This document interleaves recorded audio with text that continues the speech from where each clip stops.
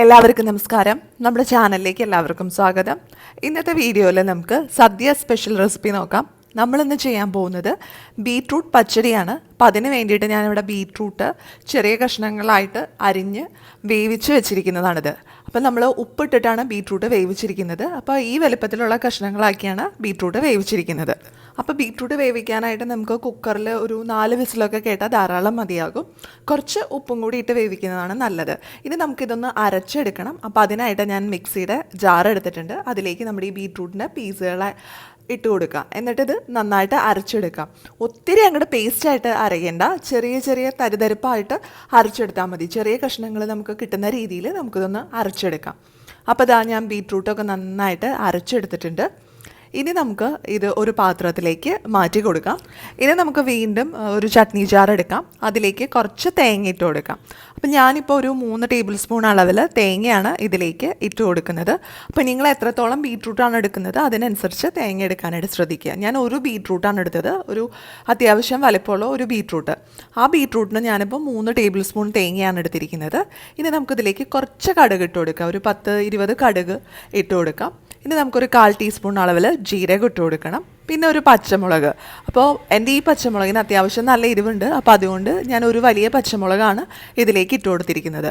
ഇനി ഇത് നന്നായിട്ടൊന്ന് അരച്ചെടുക്കണം. അത്യാവശ്യം നല്ല പേസ്റ്റ് പോലെ നമുക്ക് ഇതൊന്ന് അരച്ചെടുക്കാം. അപ്പോൾ ആവശ്യത്തിന് വെള്ളം ചേർത്ത് വേണം നമ്മൾ അരച്ചെടുക്കാനായിട്ട്. ഒരുപാട് വെള്ളം ആവരുത്, ഒരു മീഡിയം വെള്ളം ഒഴിച്ച് അരച്ചെടുക്കാം.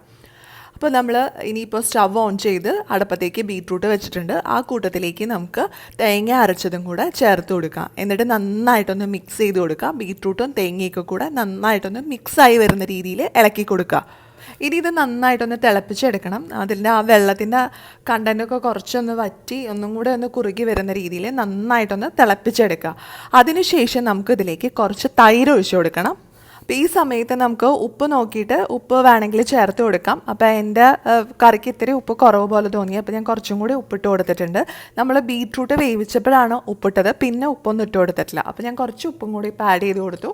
ഇനി നമുക്ക് ഇതിലേക്ക് തൈര് ഒഴിച്ചു കൊടുക്കാം. അപ്പോൾ അത്യാവശ്യം നല്ല പുളിയുള്ള തൈര് ഞാനൊരു 1/4 കപ്പ് അളവിൽ ഇതിലേക്ക് ഒഴിച്ചു കൊടുക്കുന്നുണ്ട്. അപ്പോൾ പുളിയുള്ള തൈരായിരിക്കും എപ്പോഴും പച്ചടിക്കും കിച്ചടിക്കും ഒക്കെ നല്ലത്. അപ്പോൾ ഞാനൊരു 1/4 കപ്പ് തൈര് ഇതിലേക്ക് ഒഴിച്ചു കൊടുത്ത് നന്നായിട്ടൊന്ന് മിക്സ് ചെയ്തിട്ടുണ്ട്. അപ്പോൾ സ്റ്റവ് ഓഫ് ചെയ്തിട്ട് മിക്സ് ചെയ്യുന്നതാണ് നല്ലത്. തൈര് ഒഴിച്ച് കഴിഞ്ഞാൽ നമ്മുടെ കറികളൊന്നും തിളയ്ക്കാൻ പാടില്ല. തിളച്ച് കഴിഞ്ഞാൽ അതിൻ്റെ ആ ഒരു ടേസ്റ്റൊക്കെ പോവും. അപ്പോൾ ഇതാ നമ്മുടെ കറി ഇവിടെ റെഡി ആയിട്ടുണ്ട്. ബീട്രൂട്ട് പച്ചടി വളരെ എളുപ്പത്തിൽ നമുക്ക് തയ്യാറാക്കി എടുക്കാനായിട്ട് സാധിക്കും. ഇനി നമുക്ക് ഇതിലേക്ക് കടുകൊക്കെ ഒന്ന് താളിച്ചൊഴിക്കണം. അതിനായിട്ട് ഞാനിവിടെ ഒരു പാത്രം അടുപ്പത്തേക്ക് വെച്ചിട്ടുണ്ട്. ഇതിലേക്ക് നമുക്ക് വെളിച്ചെണ്ണ ഒഴിച്ചു കൊടുക്കാം. അപ്പോൾ നമ്മൾ ഈ നാടൻ കറികളൊക്കെ വെക്കുമ്പോൾ വെളിച്ചെണ്ണ ഉപയോഗിച്ച് ചെയ്യുന്നതാണ് നല്ലത്. അപ്പോൾ ഞാൻ ഏതാണ്ട് ഒരു ടേബിൾ സ്പൂൺ അളവിൽ വെളിച്ചെണ്ണ ഒഴിച്ചു കൊടുത്തിട്ടുണ്ട്. ഇതിലേക്ക് നമുക്കിനി കടുകും അതുപോലെ തന്നെ കറിവേപ്പിലയും ഉണക്കമുളകും ഇട്ട് കൊടുക്കാം. അപ്പോൾ ആദ്യം തന്നെ നമുക്ക് കടുകൊക്കെ പൊട്ടി തുടങ്ങുന്ന സമയത്ത് ഉണക്കമുളകും കറിവേപ്പിലയും കൂടി ഇട്ട് ഇതൊന്ന് താളിച്ച് നമ്മുടെ ബീട്രൂട്ട് കറിയിലേക്ക് ഒഴിച്ചു കൊടുക്കാം. അപ്പം ഞാൻ ബീട്രൂട്ട് പച്ചടിയിലേക്ക് നമ്മുടെ കടുകും അതുപോലെ തന്നെ ഉണക്കമുളകും ഒക്കെ താളിച്ചത് ഇട്ട് കൊടുത്തിട്ടുണ്ട്.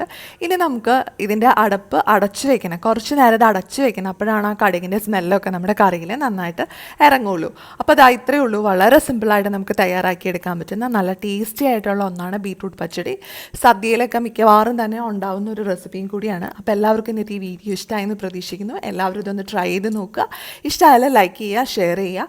അതുപോലെ നിങ്ങളുടെ അഭിപ്രായങ്ങളൊക്കെ താഴെ കമൻറ്റ് ബോക്സിൽ പറയുക. ഇനി അടുത്ത ദിവസം നമുക്ക് പുതിയൊരു റെസിപ്പിയായിട്ട് വീണ്ടും കാണാം.